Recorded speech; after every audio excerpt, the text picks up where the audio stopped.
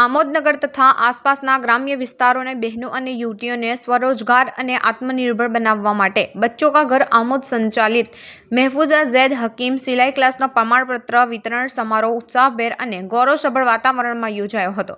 કાર્યક્રમની શરૂઆત તિલાવતે કુરાનથી કરવામાં આવી હતી। ત્યારબાદ ફૂલવર્ષા દ્વારા તાલીમ પૂર્ણ કરનાર વિદ્યાર્થીનીઓનું સન્માન કરવામાં આવ્યું હતું। આ પ્રસંગે સિલાઈ તાલીમ સફળતાપૂર્વક પૂર્ણ કરનારા 88 વિદ્યાર્થીનીઓની સિલાઈ ક્લાસ તેમજ 23 વિદ્યાર્થીનીઓની મહેંદી ક્લાસના પ્રમાણપત્રો અર્પણ કરવામાં આવ્યા હતા। પ્રમાણપત્ર સ્વીકારતી વેળાએ બહેનો અને યુવતીઓના ચહેરા પર આત્મવિશ્વાસ, સંતોષ અને સફળતાની ઝલક સ્પષ્ટ જોવા મળી હતી। આ તાલીમ તેમના માટે માત્ર પ્રમાણપત્ર નહીં પરંતુ ભવિષ્યમાં રોજગાર તરફ આગળ વધવાનો માર્ગ બની હોવાનું પણ જણાવ્યું હતું।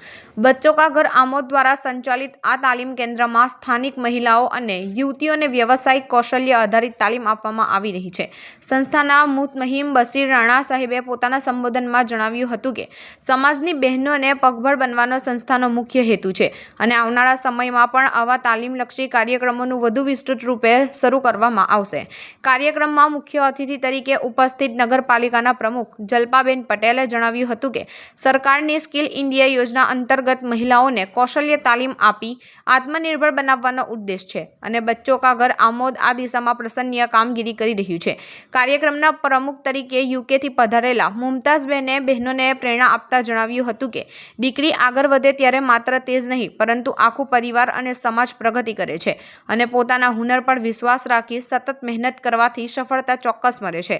આ પ્રસંગે સંસ્થાના સેક્રેટરી ઇબ્રાહીમભાઈ પટેલ, મૌલાના ઈસુફ ભડકોદરા, મૌલાના સઈદ દેવલા સાહેબ સહિત બચ્ચો કા ઘર આમોદનો સમગ્ર સ્ટાફ અને આગેવાનો ઉપસ્થિત રહ્યા હતા।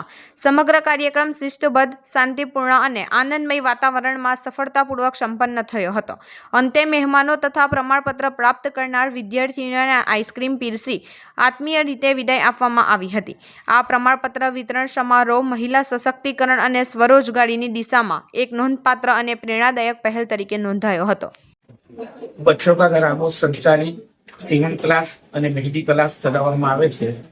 એનો હેતુ એ છે કે આમોદ શહેર અને અતરાફના ગામડાની પ્રજાને અને બહેનોને એનો લાભ મળે તે હેતુથી આજે એક વિતરણ કાર્યક્રમ રાખવામાં આવ્યો હતો, જેમાં લગભગ 88 સર્ટિફિકેટ સીવણ ક્લાસના અને 23 સર્ટિફિકેટ મહેંદી ક્લાસના આપવામાં આવ્યા હતા। આ અમારા સમારંભની અંદર આમોદ નગરપાલિકાના પ્રમુખ સાહેબ મોહતરમા જલ્પાબેન પટેલ સાહેબા તથા પ્રમુખ તરીકે યુકેથી પધારેલ મુમતાઝબેન અને તેમના સાથીઓ હાજર રહ્યા હતા। એ તમામનો દિલથી આભાર માનું છું।